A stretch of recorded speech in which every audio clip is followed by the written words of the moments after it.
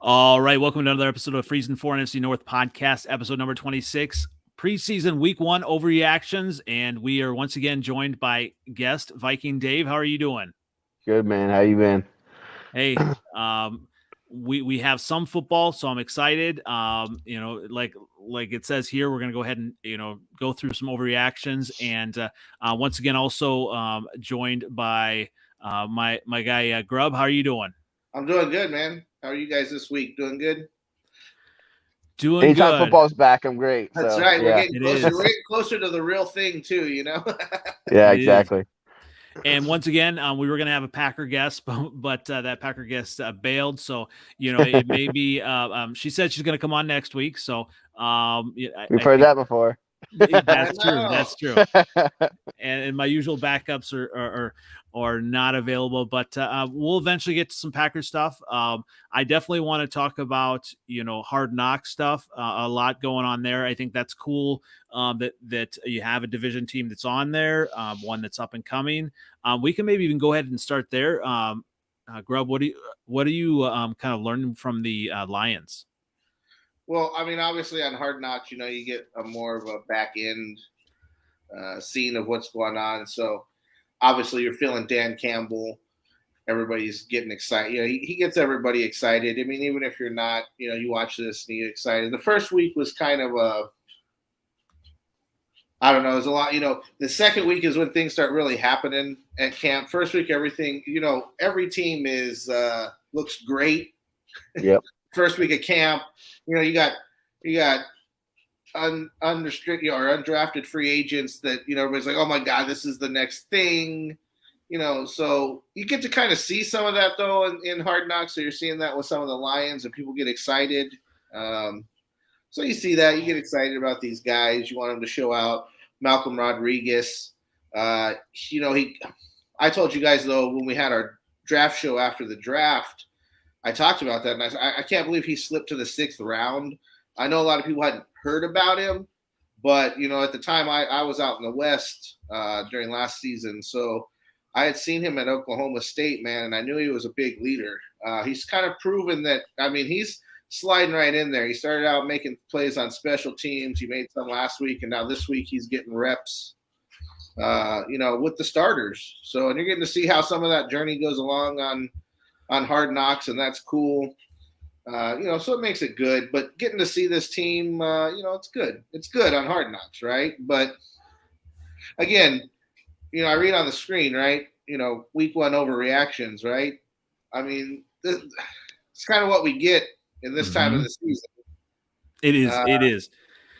And you never know, like we talked about, obviously, Dan Campbell's rah-rah attitude. You just never know how that's going to play out through, entire season. Right. You get everyone excited for the preseason, and that can be good, but that can definitely wear on players, especially, at this level. Well, yeah, and it's like I say, it all sounds good at first. The good thing about Dan Campbell is it's coming from a guy who spent time in the NFL. So he's got a different way about him. He knows how to pump up the guys, but he also knows how to be a part of the guys. Mm-hmm. So you don't know what coach is going to come out of him, but one of the greatest coaches of all time, who obviously just passed away, and the new game came out yesterday, is Madden, right? So it's kind of the same thing. Madden was a player. He was a good player, but he came in and he had this appeal with the players, right? He's the guy, he's the coach you could go get a beer with. But he was a winner. So can Campbell pull that out? I don't know. We're going to find out. But that's kind of his attitude and his mentality when he's with the guys on the field. So there's a bond there from the guys, them being players and him being a former player. That's become a big deal for these guys. So, and you have Deuce Staley. You got a lot of guys who have been players on this staff. So we'll find out if they can lead from being players into being coaches. Absolutely. And so that's a big part of it, the actual football part of it. But also the fantasy perspective is always interesting too. I actually had my first fantasy football draft, and I know it is pretty early to have drafts, but I have a league that there are some educators that are involved in it, so they just can't do it. And so I went ahead and did that. I'm we'll get to this soon, but I'm all in on the Vikings offense. I went with Justin Jefferson and all of that. Nice. before we get to the Vikings stuff, I want to go with the Lions overreaction. And this has a fantasy tilt to it here. So Lions overreaction. DeAndre Swift is a top 5 running back by season's end and a PPR monster. Again, I told you guys like last week before, this offense is going to run through him. So he has the talent. Teams are going to have to line up to stop him because that's what the Lions are going to have to do. And so a PPR monster I could see, and that busting him into a top 5 running back possibly, but you're looking at like maybe a Jonathan Taylor explosion if he can actually get it done. Problem is can the Lions block up front for him that well? For those holes to be open, or is it going to have to be an all him type situation? So, I mean, PPR wise, yeah, I could see him getting some numbers. I don't know about top 5 though, just being honest with some of the backs in the league right now. But just know this, he does have that ceiling because he's going to get fed. The offense is going to run through him. So in a fantasy wise, yeah, offense going to run through him. Could he do it? I think that's tough top 5, but I think he's going to be up there. What do you think, Dave?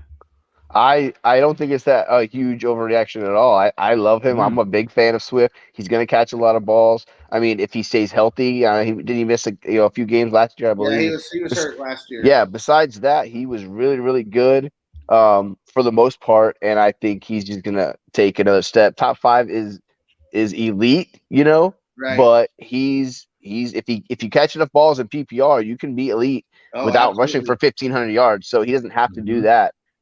So I don't think it's a huge stretch. Would I put him in the top 5? No, but I don't have him ranked that much lower than that. So it's not outrageous. Yeah, I think the PPR thing, man, you're right on with that, Dave, man. I mean, because that's what I'm saying. Like PPR wise, I think this kid, he's going to have a lot of numbers. Watching what happened with the Lions get punched in the mouth today, that defense was getting taken to school in the secondary for the Lions. So, Swift might have to be a PPR guy a lot. If they're having to play these games, you're playing the Packers, you're playing a passing team in the Packers. Some of the schedule that you look at the Eagles, you're going to have to cover receivers. You're going to have to spy on quarterbacks. You're going to have the athletes out there. And they didn't look very good today. So that might pay off for a running back like Swift in the PPR, having to be out there, passing three downs every time they get the ball. Absolutely. And so, shifting then, to the Vikings. And like I said, I am all in, and maybe I've talked myself into this Viking offense, but I like what Justin Jefferson is going to bring, and I actually was waiting around in my league to get a quarterback, and it went all the way. Smart. And good and bad. I waited till the 11th round to get my quarterback, and I was close. I almost got Kirk Cousins because I like, just that's a great pick. All those weapons. Well, it would have been the person somebody 2 picks before me picked Cousins, and so I was not able to get him. I did get Trey Lance. So that's a good pick, though. He's got a lot of upside. That, so, and I had the option of going with either Trey Lance or Justin Fields, and I like Justin Fields, kind of long term, but honestly, I like Trey Lance's the weapons that he has more than what Fields has at this point. Yeah, I have Lance ranked a lot higher than Fields, mostly because of his rushing upside. Fields has that also, but like you said, the 49ers have a lot more weapons. They have an established coach that we knows how to get these guys the ball. And unless Lance is just really, really bad, he should be solid for you because of the rushing upside, and just dump it off to Debo and let the guy run around like crazy. So I think it's a really good pick that you got him that late. That's really solid. So, thinking of kind of, fantasy and football and just overall, with offenses, this leads me to the Vikings overreaction, and we'll start with you on this one, Dave. So Vikings overreaction: Justin Jefferson and Adam Thielen combined for 3,000 yards in 2022. Ooh, that's I like it. I'm gonna say yes because I said Jefferson's getting $2,000 by himself. Oh yeah. So Thielen only needs another 1,000. Oh yeah. If he stays healthy, I think he can do that. I think he will do that. So, I mean, yes, that's a lot. Like, it's pretty crazy to think that that could happen. But would I say it's outrageous? No. Again, I mean, Jefferson was cooking the 49ers defense today. I heard in camp. I heard he was just, man, I can't wait to watch him play. He's gonna blow up. So I think he's gonna have a huge year, and then Thielen just has to do his thing, and I don't think it's too crazy. I mean, I don't think it's crazy. If you look at it like, yeah. Let's say, Jefferson 2000, but let's be realistic, right? Let's say it's 1800. You're telling me Thielen can't get 1200? I mean, Yeah. They're going to throw the ball to those two guys. Like, I mean, that's where the ball's going to go. Mm-hmm. So, yeah, I mean, I could see there's going to be lots of targets for both those guys. And although Thielen, he's such a yak guy, right? So he's going to get his catches and he's going to make his yards. And so could he bust with a, let's say, 1100 to 1200 season and Justin Jefferson be 1800 to 1900? I could see that, man. Now going way over 3000, that's a little bit too much. Yeah, I could see hitting like getting pretty damn close to that 3000 mark. I went back and forth. I was like, oh, do I do 3200? Do I, but 3000? Yeah. That's a great number. Yeah, I think it's a good solid number. Well, I swear, if you'd have gone up maybe even 3100, 3200, I would have really. Because I say that it just becomes a little different. Yeah. So you just haven't seen it before. Yeah. 3000. That's great. Yeah. Well, speaking of numbers and overreaction, and I think you guys saw the maybe Twitter debate that I had on earlier with another Vikings overreaction. So here we go. Vikings overreaction from week number 1 of the preseason. Kellen Mond is better than Justin Fields, is better than Jordan Love based on this amazing Hall of Fame worthy performance.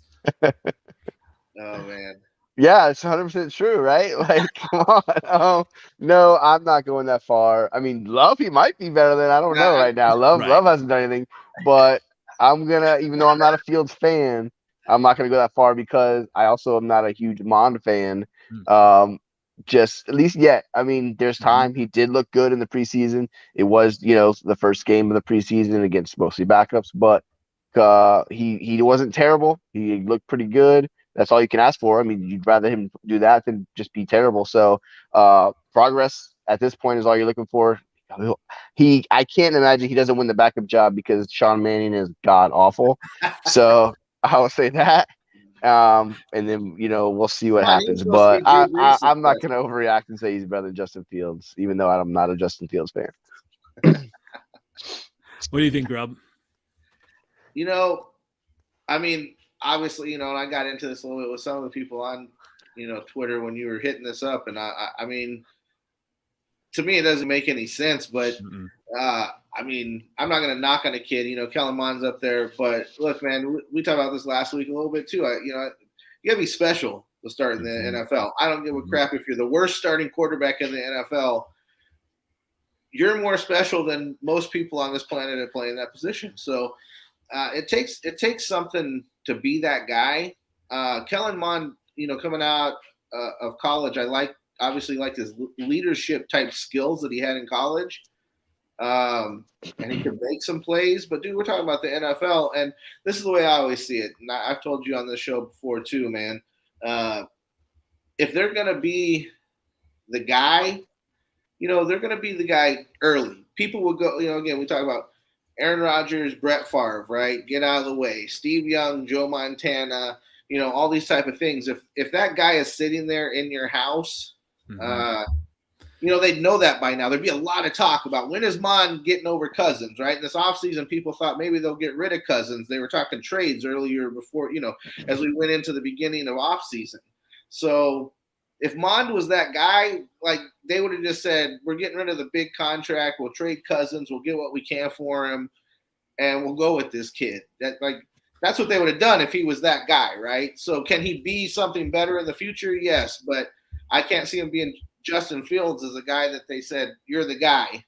So right now that gives the advantage to him, if you ask me, over any of these guys. Now, Jordan Love, that guy still worries me. So could Mond be equal to Love right now? I would say yes. I don't know if he's better, but they're both in the same position. So Yeah, I mean, honestly, yeah, that was my argument with the Kellen Mond stuff, and yes, he has a fantastic week one, and that's what you want to see. You want to know that you at least have a capable backup. But you're right, it's a backup.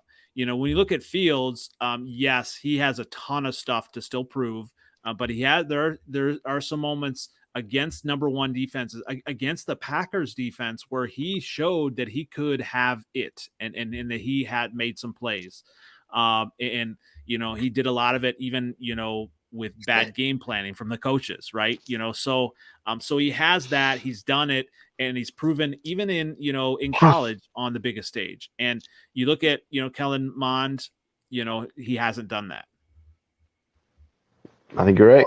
No, and I mean, look at Fields. Like, if Kellen Mond was in camp doing, like, think of the play that Fields did. I can't remember what team they were playing, but it was in the red zone, and he friggin' scrambled. The play broke down, and he scrambled out of the pocket, went back all the way around the field. That was against the Niners, I believe, right? What's that? I think that was against the 49ers. Yeah. And so, great defense too. So yes, so that's what I say. If those type of things were showing up in a camp for Kellen Mond, then he'd be getting more opportunity, and they would be seeing what they had with him. But that's not really happening. He's playing in the early preseason game, right? Like, 90% of the quarterbacks that played last week, nobody could name this week. So those are guys a lot of them you're not even going to hear from ever again. So also the players on the field last week, teams are at 90 players right now. Like, half of those players on that team are going to be gone in the next week. So, when a guy does great, it's good to make a team. These guys are trying to make teams, but to go, hey, this guy had a good performance basically against just above college level players, right? Most of these guys are rookies, young, undrafted free agents trying to make football teams. So I don't know. I think people get way too excited on week one of preseason with who's out there on the field. And I'm sure, from a Vikings perspective, Dave, it's good to, actually see Mond get some work, because it sounded like Zimmer just didn't like him at all. Yeah, yeah. I mean, even week 17, we played Chicago, and was it week 7? And yeah, it was last week, because I went to that game. When they were talking if he would start or Mannion or the whole, and everyone wanted Mond to start, just because at that point, like, Mannion's not, like, he's nobody. Like, why would you not play Mond? Right. Yeah, so because Fields wasn't even playing either that game. So and it's like, why not? You know what I mean? That's your chance to see what he had, right? Yep. But I do feel like, I don't know, Zimmer, man, like, he's a grumpy guy. I feel like I think he knew he was on his way out, and he was screw all you guys. Like, I mean, Justin Jefferson had a chance to break Randy Moss's record that day, and they didn't try for it too hard. Nope, so they didn't. I just I don't take too much into account of last year. I feel like, and I saw one of my buddies on Twitter say this. He's like, they feel like this is Mond's rookie year. So and he's got a new coach. He's got an offensive coach. So this will really tell how good he really is. So we'll see. Well, speaking of, the other team from week 17 last year, my Bears, and they had a good game, and here's my Bears overreaction. Bears overreaction week number 1. Jack Sanborn, undrafted linebacker out of Wisconsin, is the second coming of Brian Urlacher. What say you, Grubb? Oh man, that's a tough one to beat for me, since I came up with Brian Urlacher basically, man. Like, I was in Albuquerque, New Mexico with him coming up in college. So the Bears and Urlacher, he's always kind of special in my heart. But Urlacher was drafted in the very first round, 8th overall, right? So, I mean, that to me, yes, great guy. Again, here we are in the early preseason, and could a guy look great and make a team, and then, the next couple of weeks, maybe carve out a role where he's getting rotated in? Absolutely. Of course, Urlacher started, even though being the 8th pick, he started that way. And his play on the goal line against Allstott, they put him in. He had to come in for a play, and he stuffed Mike Allstott. And from then on, Urlacher was Urlacher for the Bears. Could a guy come in and do that? Yeah, but again, when you get drafted in certain positions, you're just a special person. So. I don't know. Could it be? Maybe. What do you think, Dave? That's a big overreaction. Yeah. I mean, I've never even heard of this Sanborn guy. And I know Urlacher is a Hall of Famer. I mean, that guy, he was awesome. As a Vikings fan, you just knew he was. So I'm gonna go. I'm gonna say it's a pretty big overreaction. Yeah. Well, the stats from week 1, an important win for the Bears. He had 7 tackles, all solo, interception, fumble recovery in the third quarter. That really was the catalyzed 19 unanswered points for the Bears, and I can't even talk tonight. But it really kind of pushed him, into consideration to make the team. Obviously, we don't know yet.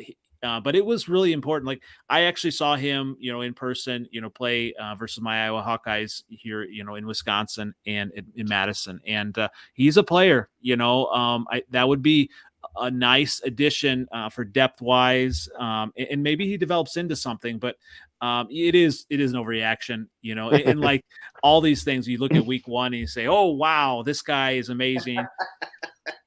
But some of these players have to be big. The last one, 3,000 yards, and could DeAndre Swift be? This is like, I mean, again, if Kellen, we were just on the Kellen Mond thing, but if he had like the good game last week, they're like, oh, dude, second coming right here. This is the guy, right? The next Tom Brady, and you're like, what? Yeah, like, exactly. That way, like. This one's big here. Well, yeah, in some of these players, if they're undrafted, they have to make these just amazing wow games just to make the roster. Absolutely. And that's, good on him. And that would be, that's good for him, man. And that's what I said, we talked last week, right? You got, I will bet you there's about 40 guys that already are on that team, right? The coach, there's about 40 players. These other dudes, there's 50 dudes playing for 13 spots, basically, right? Great point. They got to show out, man. So some of these guys, they're coming to play now. When they're gonna hit, they're giving it their all. They're going all out. That's why we also talked about last week about putting your starting quarterbacks in. When these 50 guys are out there trying to make a team, right? They might hit your quarterback out of bounds. Like they're coming. Like your starters aren't giving it their all. They're over there working on schemes and crap. But these dudes are coming. This is their NFL dream, and they're coming to hit and play. And so some of these guys are going to look really good because also some of them are a little timid, right? Some of them are nervous. So these dudes who aren't nervous and they come to bring it, like, I mean, obviously this guy's coming to make some hits. So absolutely. And tell you what, just a little bit of Bears chatter with this week 1. And yes, it is week 1 of the preseason, but Ryan Poles' first draft, this draft class is really starting to kind of, make some impressions, whether it's Jack Sanborn, who was undrafted, but even a rookie running back, Treston Ebner, is really showing out in camp. You got Braxton Jones on the offensive line, so you got, some players that are in this draft class that are really starting to provide depth and hopefully kind of build for the future. So as a Bears fan, it's nice to see, but I still don't have delusions of grandeur that, we got another Urlacher on the roster right now or anything else. So, but it is nice to see. Well, actually, you do have a Urlacher type player on your roster, but he wants to be traded. Yeah. Mr. Roquan. Yeah. And I hope they do pay him because, that would be, just to have him solidified. But, there's a lot that goes into it. And I really think he wants more money. Some of these players, I don't think they really care where they play. They just, want their money. That's what's sad is, and that's why I told you last week, agents piss me off because agents, yes, does this guy need an agent, but there needs to be some type of other medium involved because I don't know, man. Agents, this is what's happened. Like players don't even like it used to be a town, like a city fell in love with their players and that like they paid them, right? Mm-hmm. The NFL paid these guys. It was few and far between that the guys that you could buy jerseys for a long time. You could buy a jersey. Yeah. Your favorite player would be on your team. He would fall in love with the city. The city would fall in love with him. Ownership made sure those things worked, right? Probably a dozen players on each team that were like that, in the 80s, 70s, 80s, and early 90s. Like you had multiple players' jerseys because they were like on your team, and it was like it blew your mind when they left your team. Free agency wasn't the same back then, so Absolutely. you weren't going to walk away. So I mean, I think all the money and the agents and all these things, do these guys they should be paid, but I think teams need to do a better job too, like paying these guys. Like you drafted them, you build them up in the city, but now everything's about these 4 and 5 year contracts. Rookie contracts. It doesn't matter what position, unless you're a franchise type quarterback. You could be off the team in the next 4 or 5 years, regardless, even if you're good. Absolutely. Even if you're their best draft pick that they've had in 20 years, you could be gone in the 4th season because they don't want to pay up on your 5th year option and all those type of things. It's crazy. Well, speaking of a team that had a lot of, one particular player, important player leave, and then also mediums as well. So we can shift to the Packers here, and other types of mediums. Exactly. And I can't even pronounce what Aaron Rodgers was into, and I probably ayahuasca. That's how it's ayahuasca. Didn't she play in the WNBA, Sabrina? Oh, and that's the wrong one. All right. So here we go. Packers overreaction. All right. Let me know if you're ready, Dave. You ready? I'm ready. Here we go. No Green Bay receiver reaches 1,000 yards this season. Ooh. That's done. None of those guys are getting 1,000 yards. None of them. Oh, I don't think. I mean, I think I'd be surprised. I'd be more surprised if one did. And that's not to say anything from away from Rodgers because he's great. But you got a couple of rookies. You got an average guy like Lazard. Randall Cobb is not doing it anymore. So I'd be surprised if it happened. Wow. Yeah. Surprised. Yeah, I would be. Nice. What about you, Grubb? Well, I wouldn't say it's a surprise, but I could see it not happening. But I don't know. Lazard probably get close at 800 or so, come down to towards the end of the season. But I think if they do it, it would be some kid like Dobbs that's been showing out. He can beat guys deep, so I could see him making big plays. If he becomes a rookie, but it doesn't matter rookie, right? If he becomes a young, fast target down the field for Rodgers, who has to improvise a lot on the run, and these guys, if they run long routes, Dobbs could be that guy. That game changer. I don't go into comparison, but what they did in Tyreek Hill in Kansas City, right? Mahomes breaks pockets, runs around. Hill just keeps running patterns until he's open. And I'd say, tell you what, we already have, Aaron Rodgers, calling out in the media his receivers, and right. So you see that. I don't know if you saw the video of Dobbs, getting open in practice, and it basically hitting off his knee and missing it, and so that's going to be the story. Rodgers really pushing his receivers, and they may have to do committee, and then maybe even more running backs catching passes out of the backfield, they're it's definitely going to be interesting. It may be close. Maybe they do have like 800, 700. That's what I say. You might get a Lazard if Lazard stays healthy. The thing is, even Lazard, man, for them, he hasn't stayed healthy for like the full season. He'll be in and out of some games. So, so I mean, that's that 1,000. Yeah, I could see that not happening. Because even, I think of, last year, Darnell Mooney got 1,000 yards, and that was the first time in a while that the Bears wide receiver had, and pretty much that dysfunctional offense, and, just it was all over the place. And you think of that, he was the main guy. I mean, Allen Robinson was kind of there, not really. And so when he was kind of getting most of the balls and having that, connection with Fields, Rodgers doesn't really have that connection yet with any of these receivers other than a little bit with Lazard, who didn't even have, he had 500-something yards last year. Exactly. He did. And then, Cobb is, well past, his prime. So, and Sammy Watkins as well. So, well, these are all guys, again, everybody just named, they're guys who can't actually stay on the field. So, yep. I don't see any of those guys. That's why I don't even mention those guys, because I don't think they ever get 1,000 yards. Cobb hasn't for years. And, I mean, Watkins. I think Watkins did it like once, like his second year or something. That's about it. Yeah. Yeah. Seasons, right? But he literally only has his games now. Like, he might be in and out of the lineup 10 different times this season. And that's how it works for him. So. Yeah. I don't see those guys even getting close. But like I said, one of these rookies, and we haven't seen. Watson hasn't even been on the field yet. We haven't seen him out there. He just came out. So, do they form a bond? I don't know. Maybe over the next few weeks, that's what's going to take. But 1,000 yards, you got to start fast. And are they going to spread that ball around and run? Is the key to all that. So I think Tanyan is actually going to be the recipient of a lot if he comes back and can be healthy. I actually think he might be the guy that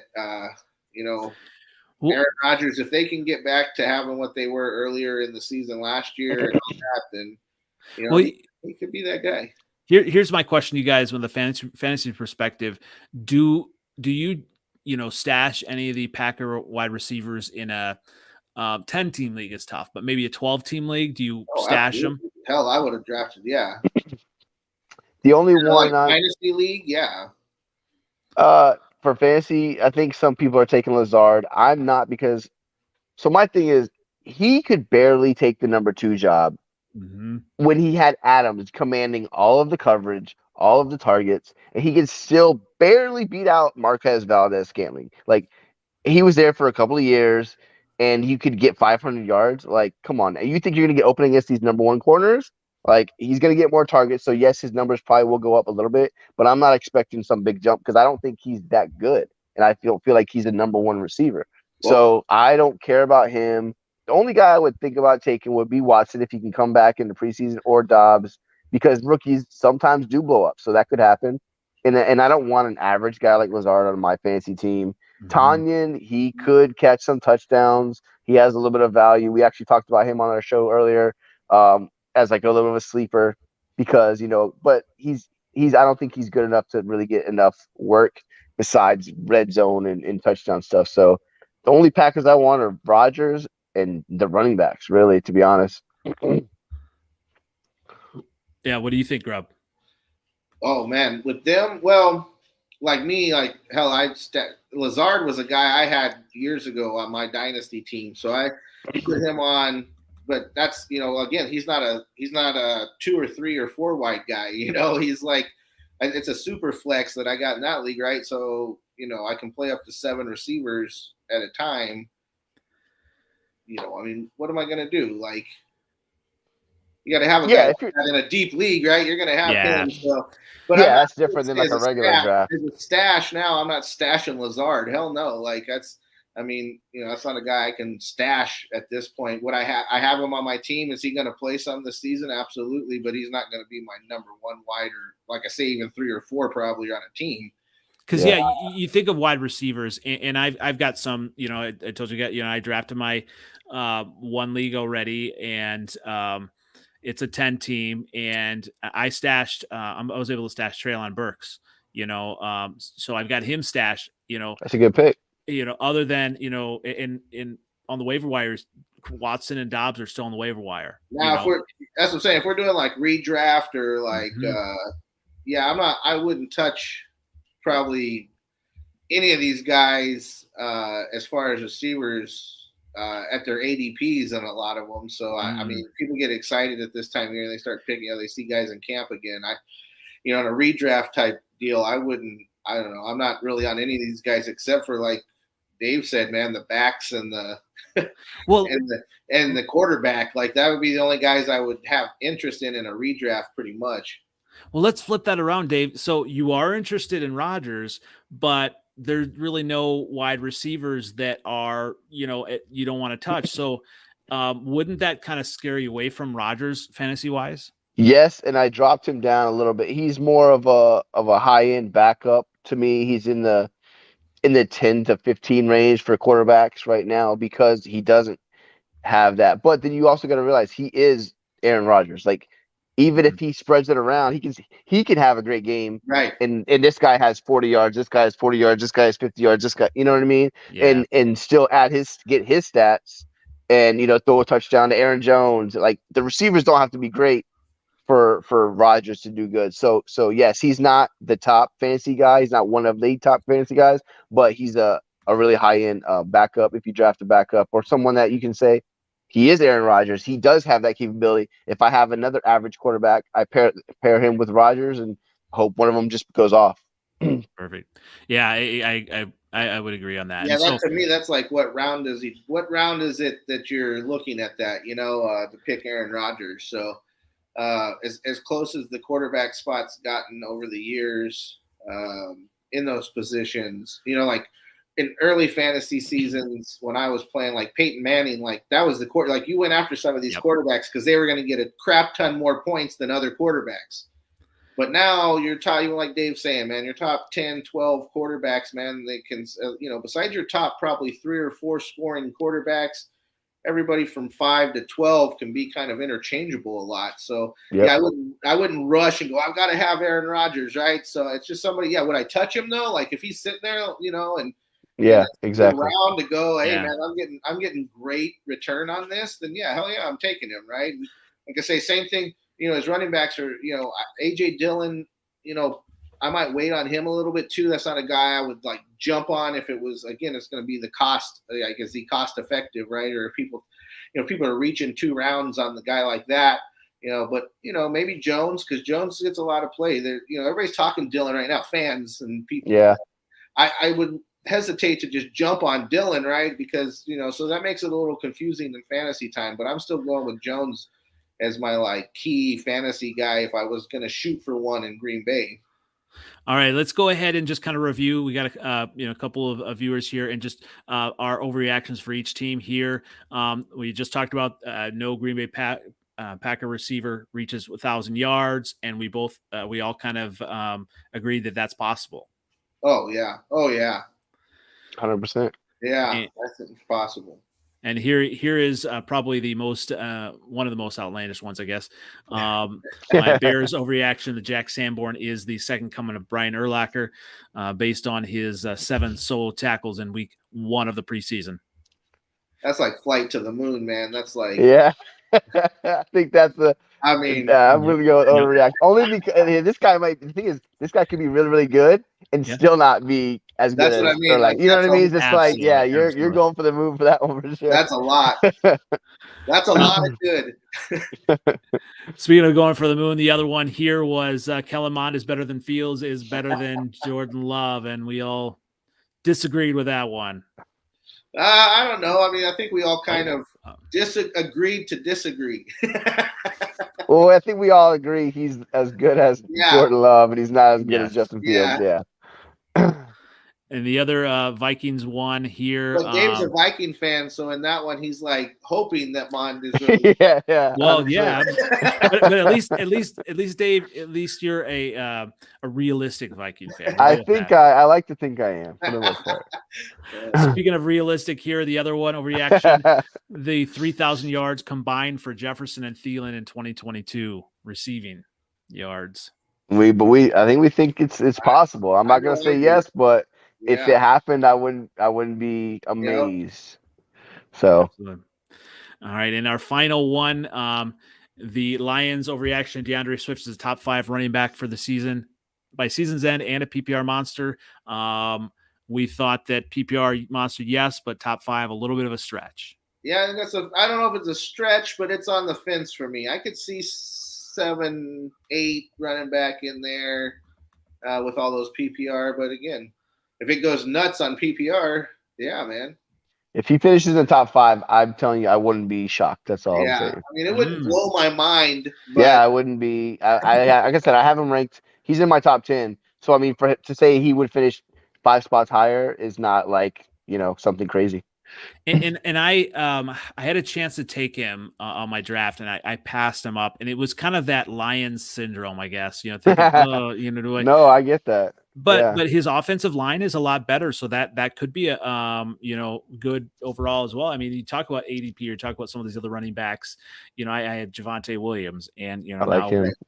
But I don't know. Some people are scared away from him because of what Russell Wilson's going to do.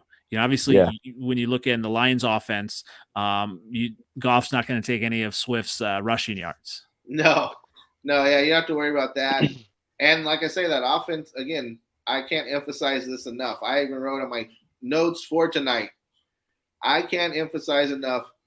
That offense is going to run through Swift. What that kid's legs can do for them will be the success that they have on their offense this season. So. Well, that's great. That's a great place to end. This has been fun, a little bit quick tonight, but hopefully we will have a Packer fan next week to defend the receiver's honor and Rodgers' honor as well. But been I'm fun actually again. kind of bored not getting to talk about Packers with Packers people. You know? I agree. That makes it more fun. Yeah. So once again, Dave, where can everyone find you?